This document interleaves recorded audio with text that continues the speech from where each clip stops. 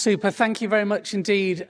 We've had a little conflab during the break, and as well as asking questions via Slido, there is going to be one roaming mic doing the rounds for this session. So by all means, if you prefer to ask a question in person, you'll be able to do so.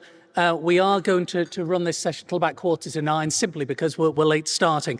The next session is going to discuss how the island intends to improve education and employment opportunities, a focus on delivering rewarding career opportunities, earning potential, high quality education, and an abundance of upskilling and reskilling opportunities. Let us meet our guests. We have the Minister for Enterprise, Tim Johnston. We have Paul Crane, MLC, back again. He hasn't had time to draw breath, I don't think. Member for Education, Sport and Culture. We have Kristan McDonald, the President of the Isle of Man Chamber of Commerce. We have Charlotte Davies, the Head of Talent at Games Global. And we have Peter Reid, the Independent Chair of the Isle of Man Skills Board. If we can show our appreciation for their time.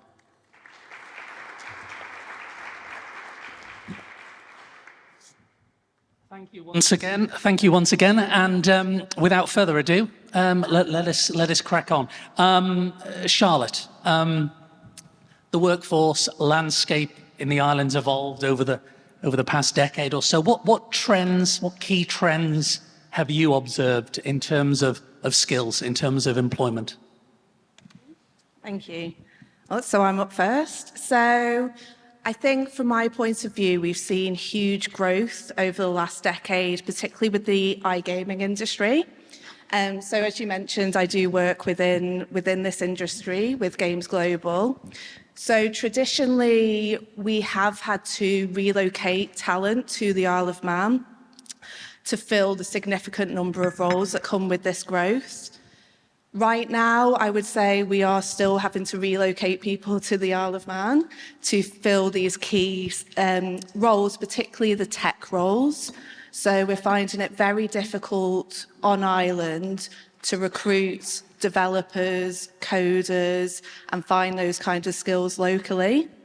However, we are finding brilliant local talent when it comes to our core services, such as finance, compliance, marketing, HR. So there's great pools locally, but as I say, that tech talent we're still finding tough. I'll talk to you a bit more about that, about an initiative you're running, the company. Tim, when you're looking at future challenges faced by businesses, faced by organisations in the island, what are the main challenges when it comes to recruiting and retaining, critically, a skilled workforce? Yes, well, I think at a very basic level, we have a situation where we've got incredibly low unemployment, and that can be seen obviously as a real positive in many ways for the economy, about 0.5% unemployment. But we've got many hundreds of job vacancies, and as a very basic challenge.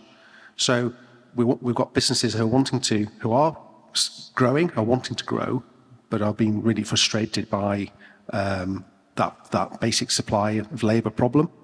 So that's why, in many ways, the importance of having this workforce and skills group, a skills group, is actually to understand, what are the challenges, and Chamber, these guys are going out there into the economy, getting a good understanding of where the skill shortages are, what we need. That work's also going on through our agencies within the Department of Enterprise. So it's really important that we do that work and get a real understanding where the issues are. And I think, the work environment has changed. People are more in control of their lives and what they want as well, and when they want to work and how they work, and that's a challenge, and that's a challenge for employers. But it's important that they actually reach that challenge, because otherwise they're not going to get people coming into these jobs. So there's a broad few issues there, really, I think. So Paul Crane, in terms of the role education and training plays in addressing these skill gaps, how can the public and private sectors collaborate, if you like, to enhance those sectors, those efforts? I think the best place for me to return to is what I was talking through in the speech that I gave before, which is about this new skills board, which has got representatives on it from the Department of Education, from the Chamber of Commerce and so on. It's a joint initiative to try and align the skills and qualifications that students are coming out with what the world of work needs. Because there's always some dislocation between that, because the schools must critically think about what the student needs throughout the whole of their working lives, so through till they're in 65, 60, whatever the retirement age is, and therefore you've got to think in broad terms, and you cannot just focus in on just exactly what one employer would want. So there's that bit to overcome. But on the other hand, you don't want to produce students who are not employable immediately after leaving school. So you're trying to marry all of these things. But I think there's great hope in this new skills board, and I know that the Minister for Desk is very pleased that she's on that's developing, that's growing, and that is a route to address exactly this issue. Kristan, what are you hearing from businesses from the Chamber's perspective? Are there specific industries that are in particular need of upskilling, and if so, what can be done to help them? I think it's a timely thing, this, because we've just done a future skills survey to our members. We've got a really good response rate to that, and what it shows is there's quite a mix of skills needed, and quite a range of awareness amongst businesses as to what's available, how they can access it in terms of like government grants and things like that, and what UCM offers. But in terms of what skills are needed, it's all soft skills. You look at what people are asking for. It's teamwork, it's critical thinking, as Paul said. The education system needs to produce resilient people who can adapt. The environment that we operate in now changes incredibly rapidly. It's no longer, job for life. That just doesn't happen anymore. 3, 5, 7 years as an employment. You might change career 2 or 3 times in your lifetime. You need to be able to access those lifelong learning institutions so that you can do that upskilling or that reskilling as you progress. Leadership is a big thing that we see a lack of at the moment on the island. Leadership Specifically, yeah.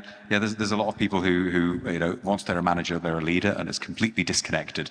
You can be a leader when you're the lowest rung of an organisation. It's not about having authority. It's about being able to use those soft skills to influence and to model positive behaviours and things like that. And that's where really a lot of what we need to be teaching our children is. I know there was talk about AI before, and that's a really hot topic, but that's the hot topic of the next few years. And look, it's going to have a dramatic effect on us. But there probably isn't a vast amount of point in teaching specific AI skills, because they'll change quickly. What we should be teaching is how to evaluate the answers that those AIs give, and ethics as to what they should be trusted with and not, things like that. That's where we need to be directing it. So Peter, Reid, if I can ask you then, what's the purpose of the Skills Board? Okay, so I've newly joined the Skills Board for the last 3 months, and they put you on the spot tonight, then. Yeah, and that was the first thing that we wanted to look at. What is our purpose? And it's really going to be a one-stop shop for all of the skills on the island for people who are doing lifelong learning, and people who want to return back to work, for students, and it's a place where it can all go together. Because what we found is, a lot of the agencies, for example, have got a lot of information about what they're going to do in skills, but there's nowhere to put it. And we need to bring it all together. And one of the great things has been that we've got 3 ministers on that board at the moment, and also the Chamber have been brilliant. And doing the skills survey gives us that first step to start to understand what are the skills that we actually need today, but also what are the skills that we're going to need in the future, because they're changing all the time. So what can individuals and employers do to support the growth that is required? Yeah, well, we're going to be reaching out to people on the island and to sectors of the island as well. We want to set up a liaison group that will actually start to dig into that. What are the skills needed today? And then what are the skills needed in the future? So that's going to be the first thing. People have already been involved in the skills survey. And as I say, Rebecca and the guys at Chamber have been brilliant in actually getting that out, and we'll get the results of that soon. But we're really keen to start to get that involvement because they're at the coalface, the front end of it, and they know exactly what we need to do. And I think it's really important to move away from lots of strategies and, you know, all this speak of what we're going to do, and actually get an action list of, right, that translates into doing something that is going to improve the skills that we need. Well, thank you, Peter. We're going to open it up now, but I just want to mention, Charlotte, Games Global's, well, it says what it is on the tin, it's a global business, but you run a pilot program, don't you, which you're going to or are introducing on the island already? Yes, so not yet. So we've launched a global graduate program. So as you say, we've piloted it. We piloted it in our South African offices because that's where we had to prioritise. That's where we've got the biggest skills gaps. And we've also launched a bursary program there as well.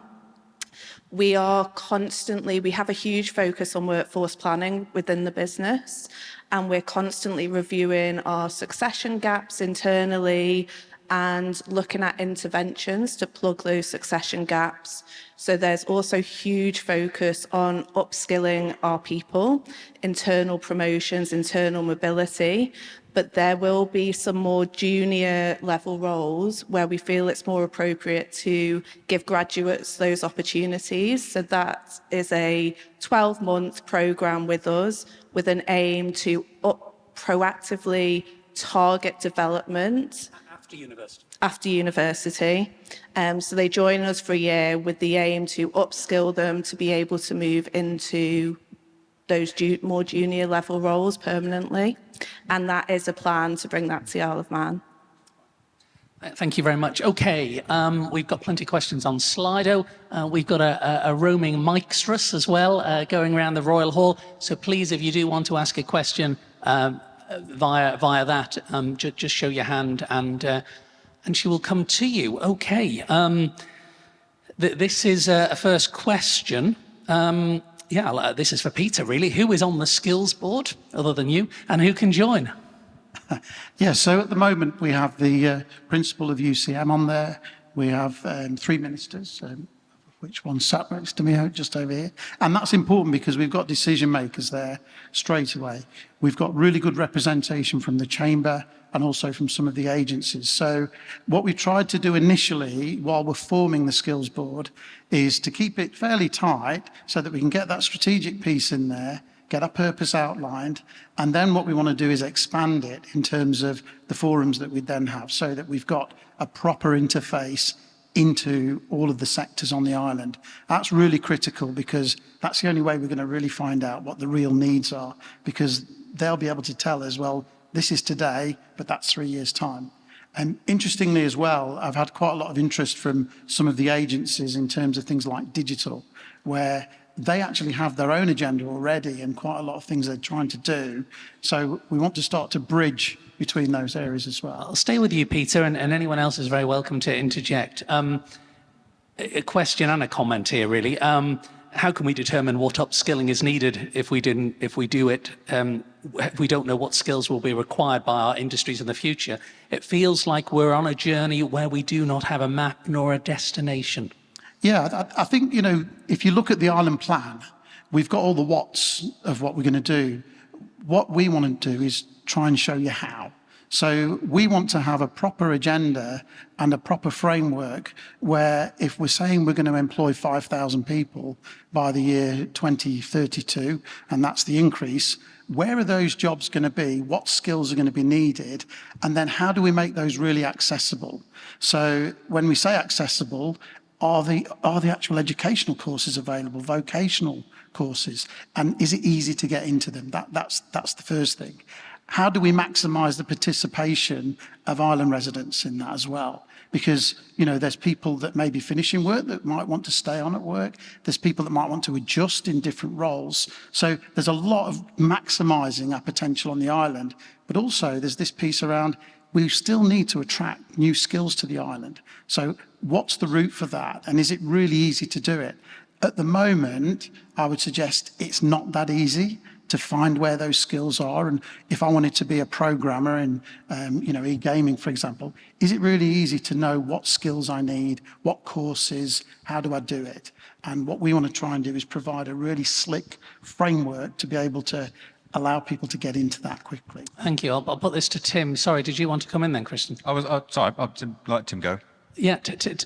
No, and I think the point, making really good points, and the principle of this, of having this board together, is that we know government are really good at gathering data, but actually it's all over the place, and it's actually there's too many piecemeal decisions going on. So the key is to bring it all together in that one place that touches across the spectrum of the economy. We want somebody in the morning, the phrase I sort of tend to use, waking up and thinking about skills, and actually at the moment that hasn't been happening. That's, to me, really key. In some ways, my job, obviously as a DFE minister, being on this board, in some ways I like to see myself as a bit more of a junior partner on the board, and I think in some ways that's a good thing, because actually education is the real key here. But obviously we have Locate within our department, and one of the things Locate is about is going out into the world and looking for those skills. But number one priority must be looking for those skills on the island and making sure that we're upskilling the people here to do the jobs we want. But at the moment, physically, that's challenging. So we are having to go further and further afield. But of course, the challenge is everybody is looking in the same places for those skills. So we're having to go further and further away. Therefore, we're touching immigration, other challenges, which makes it expensive and complicated. Where's the work permit consultation up to? Okay, well, we had the consultation earlier in the year. That's now the results of those have come out. We are bringing forward a plan at the end of this year, November time, to look to temporarily suspend work permits because and we understand the emotions behind work permits, and of course they were very important at a time when we had very high unemployment. Because, like I said earlier, at a time we've got such low levels of unemployment, we're wanting to make it as easy as possible for employers to be able to get the skills they need. Now, ideally, we want those on the island, but the reality is we're having to go further afield. So we're wanting to make that process as easy as possible, because there's a perception, even though there's been a lot of reform of work permits and it's a very straightforward system, but it's still seen as a barrier. And at a time when we really have got these acute skill shortages, if we can look to temporarily remove it to help that process, to get the skills we need in the economy, then I think that's a good thing to be trying to do. So I'll be bringing those proposals forward. This is for you or Paul Crane, really. A question that's come in. To encourage young people to stay and work locally, what initiatives are being planned to fill the skills gap? And perhaps more pertinently, why are apprenticeships, this question it asks, still restricted to vocational roles? Well, that's a good question. I mean, obviously that is important, and one of the things that came out of the conference this morning with the sixth formers, which was really excellent actually, was making the point that we do need the full range of skills in the economy, and actually. But yeah, I think that's a really good point. We do have really healthy apprenticeship schemes, especially in the likes of engineering, manufacturing. I think then that's probably a question for the board to say, have those conversations with employers, maybe employers who traditionally haven't looked down that route, to see, is that something that we could be working with them on? So definitely a conversation that we could be having. These are huge areas when we're looking ahead and trying to think in terms of the skills that are needed and so on.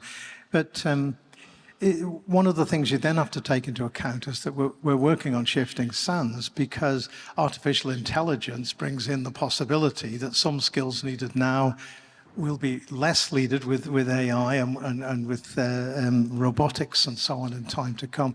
I've even heard it suggested that one of the most crucial things in education at the moment is about values, because that's what the AI will not bring in. So making sure people are really able to make ethical judgments and so on, and this is part of it. So it is very, very difficult to look at the future going forward, and to what extent all jobs. I know I'm the oldest person I know who did computer studies in sixth form. It's only one lesson a week, but it was introduced, okay. And it was primitive, absolutely primitive. But we were told by our teacher that the biggest problem we were going to have in life was how to use our leisure time, because all the jobs would be taken by computers. I've been trying to sue this guy ever since, really. But yes, the expectation, who knows how much the technology will take on and not take on, and how that will impact the world of work and so on.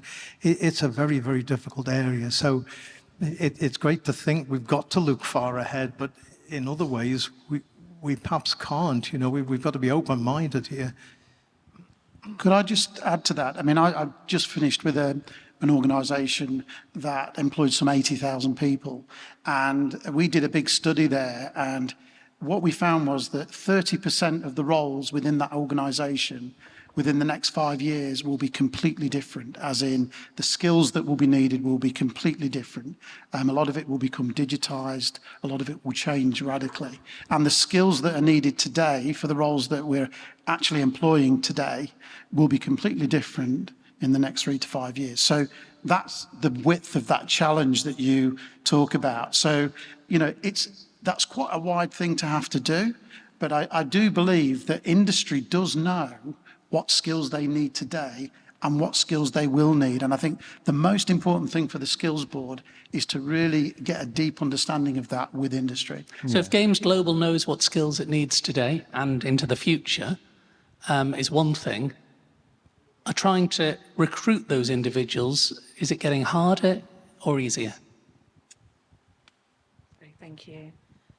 So again, we have a huge focus on our internal people and upskilling them for the future. So as part of our workforce planning framework, we do look at future skills so that we can proactively put that development in place for them. So it hasn't really hit external recruitment yet, but I'm sure it will. But right now, we do have that focus on the internal talent. Okay. If I could just come in on something that Paul said, where he was talking about the values element. That's, as an employer, that's the very first thing that I look for in an employee. Recruit values first, attributes, so are they presentable, do they turn up on time? Skills is the last thing I employ on, because I can teach a skill. I can either do that through internal training or through external or things like that. Teaching values is really hard. That's what we need people to come out of the education system with, is good values, good attributes, good study habits, good critical thinking skills, evaluation skills, things like that. We then need the lifelong learning support in there, internally in businesses and externally, to support the teaching of the skills that will change throughout their lifetimes. Values and attributes won't change, but the skills needed will. And when there was the comment about not knowing what we need, well, I think we do, because we know what we want the shape of the economy to be in 5 years' time, in 10 years' time, in 20 years' time. We can work backwards from that, and we can go, okay, well, we've transitioned to a primarily knowledge-based economy, so we need knowledge workers. We've got a school year that still revolves around the agricultural calendar. Why? There's not many 13-year-olds probably still working on the farms, I don't think, and maybe there should be. Maybe that's a different question, but there's an adaptation that needs to happen here with general education, I think. But the critical piece about upskilling is that lifelong learning piece and making it accessible. Both employers, that's why we're trying to get the skills board, really action-led, is to get that employer and government and education interface working well, and so that they can adapt to these changes and get what's needed out quickly, and then focus on it and deliver it. This member of the public has a bit of a beef, if you like, with the Chamber. He or she is asking, has the Chamber of Commerce Skills and Learning Committee actually had any meetings this year? They seem to be continually cancelled. Why is that? I think that's one. I'm not in that committee, so I don't know what happens on a day to... Go on, Bex. Rebecca, sorry, yeah. Would you like? You can come and take the mic if you prefer. You're okay. Told you should be up here, Bex.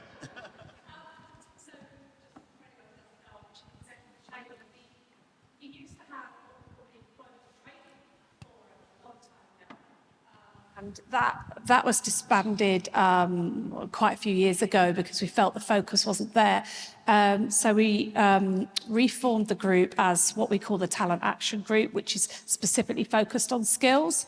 Over the last year, we actually sort of paused that group while we were working with the ministers on developing the skills board. We felt it's incredibly important that we got that right at the start. Now that that skills board is underway, the Chamber Talent Action Group or Skills Group meet on a regular basis. In fact, we literally met last week to start to form how that group will bridge the gap between industry and education and the Skills Board. So the role of that group now is more important than ever because we're right at the beginning now of creating that continual funnel of feed from industry through to the skills board so that industry have a place and a voice for feeding in the current skills needs that they need, but also the future skills need, which is really, really important. We've got to get it all fed into one place, which Peter said this, Kristan has said this,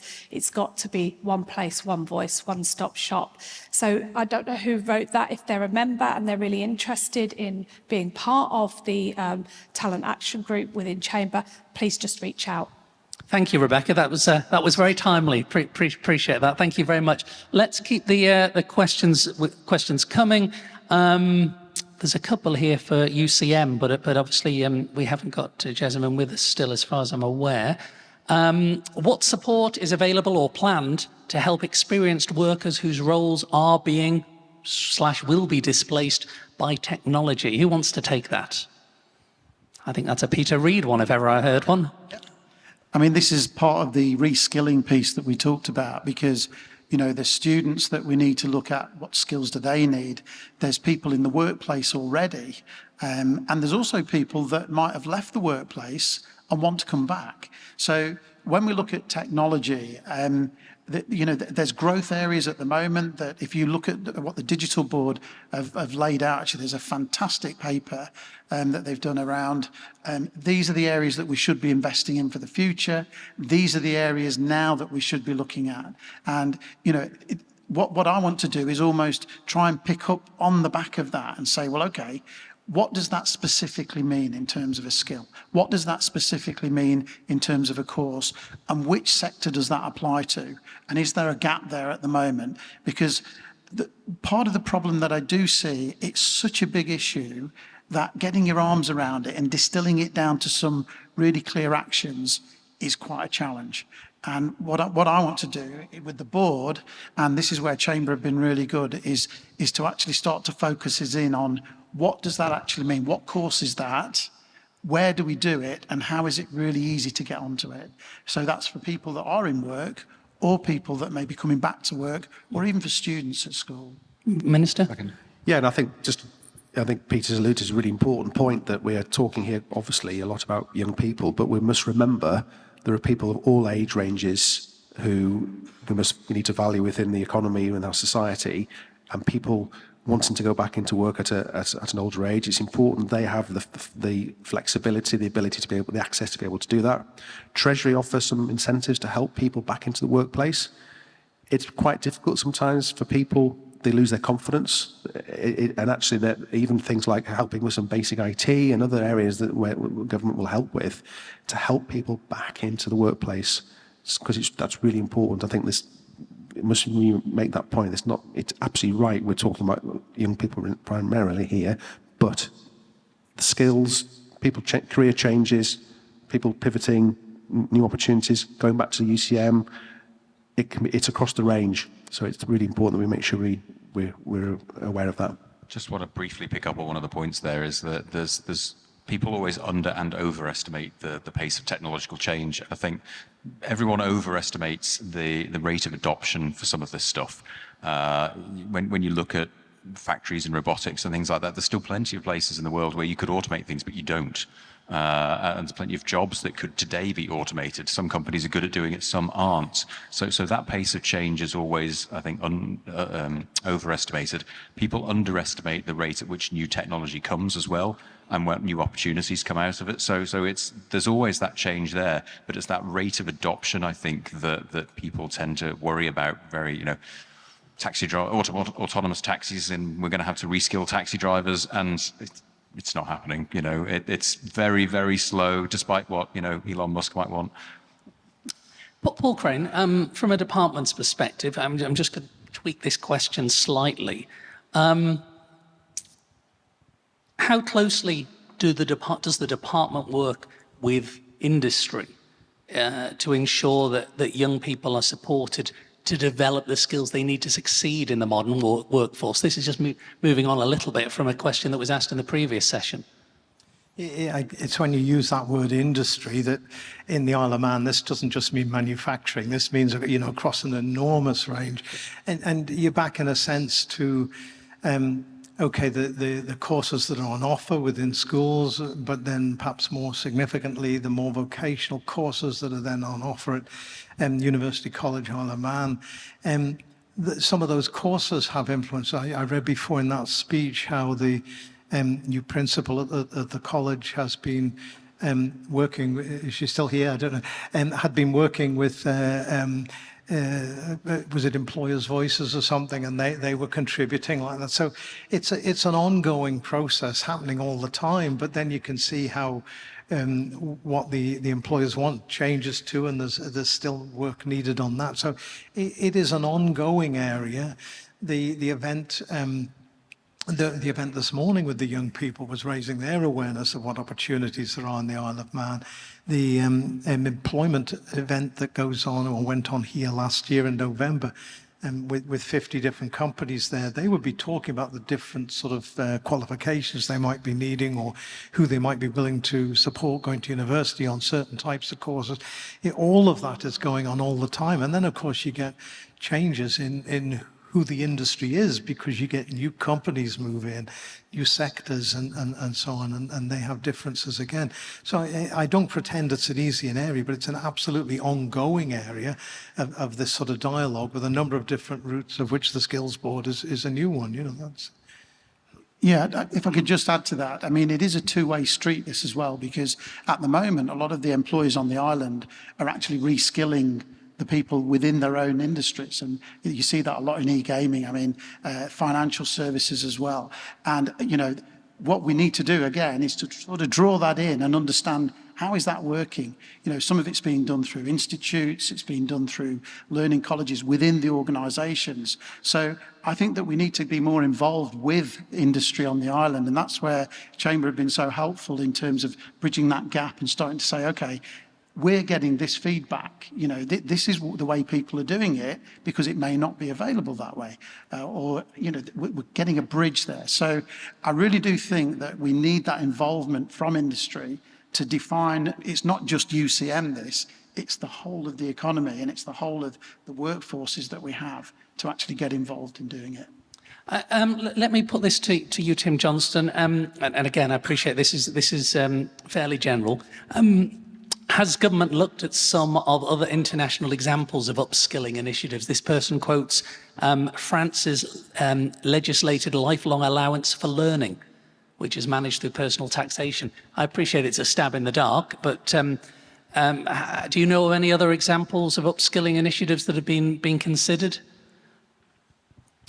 No, I mean, I don't think, I can't recall a sort of specific sort of scheme at the moment on that basis. But again, I think the important thing is, and again, the importance of having this skills group together is identifying what those challenges are, and we're talking about having those conversations with business, and if we can work with business to actually develop some of these sort of training initiatives, then that's something that we should support and government should support. So I think pushing against an open door, to be fair, and I think from my point of view, from a government's point of view, when we have these conversations, it's important to remember that we can't look at any of these things in isolation. This is a much broader challenge across government.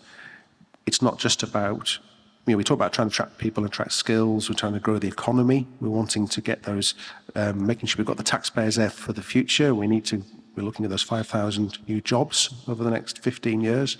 We need housing. We need the infrastructure. It's a broad challenge, and I think sometimes we can't have these conversations in isolation without realising it's a broad issue right across government, and all government is working towards that. I think where DFE is unique is that through our agencies, the 4 agencies which are covering something like 37,000 jobs on the island, the feedback we get from those agencies, don't forget we've got private individuals giving their time free onto those agencies. That feedback and that interaction is really, really important.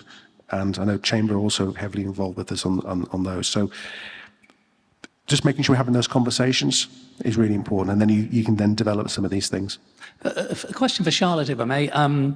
Whilst there's a lot of mention about upskilling, which is good to hear across the piece, what mechanisms do you have to assist retention of staff, rewards, etc.? That's not aimed for you, but I'm going to put it to you. Thank you. So, where do I start? So in terms of retention, I've mentioned the focus on upskilling of our people and that professional growth within the business.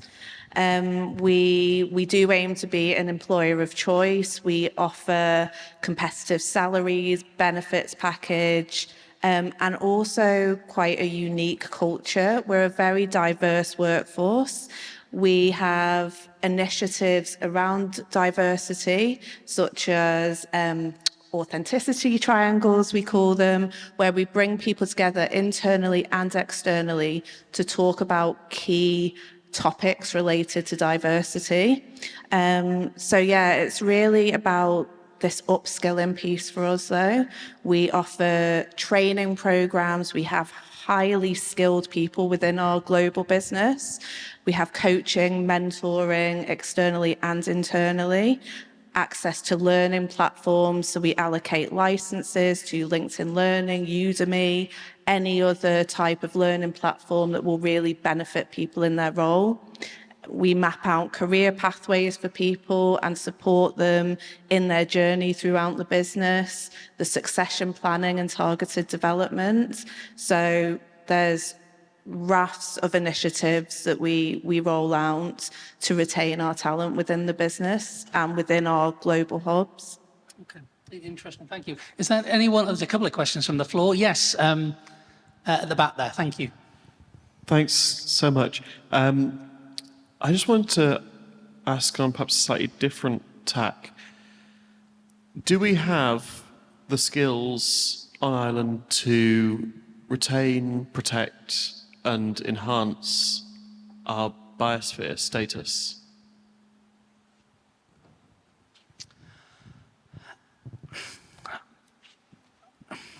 Do you know what? I'm leaving it to 2 of you. Peter, you'd be so kind? Well, that's a great question because I actually sit on the Biosphere Technical Subcommittee. So we'll be reviewing the application when it goes back in again. And I have to say, what's been done on the Isle of Man has been fantastic over the last few years. Jo, over to you, who's been mainly responsible for a lot of that.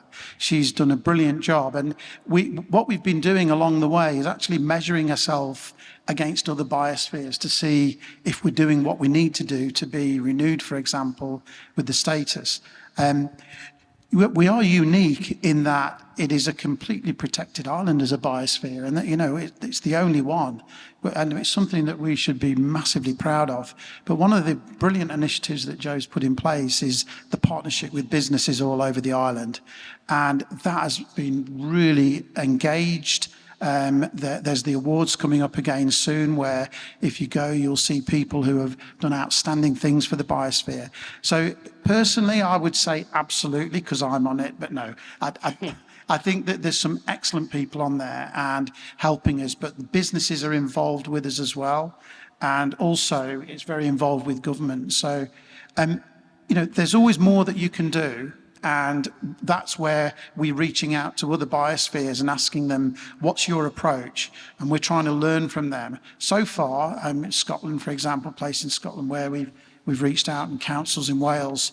You know, we feel we're on a good track. There's a couple of little tips and things that we've picked up that we might change slightly. But I believe we are in a good place, yes. Thank you for your question, and the lady here in the pink. Hi, good evening. I couldn't leave here without saying something. So I'm a recruiter. I've been a recruiter for 18 years. Workforce and upskilling. What you have to remember, and what you probably are not aware of, because I am, everyone's in a job here. Your workforce is already in that job. If you want to build that workforce, you have got to bring them in, because they're not moving around internally within the Isle of Man, going from one job to another like they used to, following the money, chasing the money, chasing the benefits, chasing everything else. Most employers nowadays will want to retain any and every staff that they've got, and that means the change in environment for them. Some of them, most of them, are still working from home because the employers let them do that because they're doing a really good job of it. So keep your workforce as it is in the Isle of Man and bring in the 5,000 that you're trying to get in here. And seriously, the best way to do it is open yourselves up. Forget the work permit side of things. And hopefully, if it happens in November, I'll be really surprised. Because the amount of people that I talk to that say to me, but why do I need a work permit? I come from Scotland or England or Wales or Ireland or wherever. Well, you do need a work permit to be here. The other big thing is obviously the immigration side of things, because there's a lot of people want to come in from outside of the UK. But don't move your existing Isle of Man workers already here. They do not need to fill some of these jobs. They're already in a job. You need to fill those 1,200 jobs that are available right now, not to them. You need to bring others in to fill those jobs. And I'm talking right across the sector. Upskilling. Upskilling's easy. Upskilling is easy to do because the majority of back to work mums, back to work dads, back to work the children or the students and everything, they'll learn all that once you've got them in there, because there's definitely plenty of people within those positions that will teach them those upskilling. It's your workforce that you need to grow. Thank you. That is a challenge rather than a question. Who wants to accept that challenge? I'll go first. Look, I hear what you say, and I think, you know, but I think the important thing to remember is though we do have an island resource every year, and that's our young people coming out of education, and it's not going to.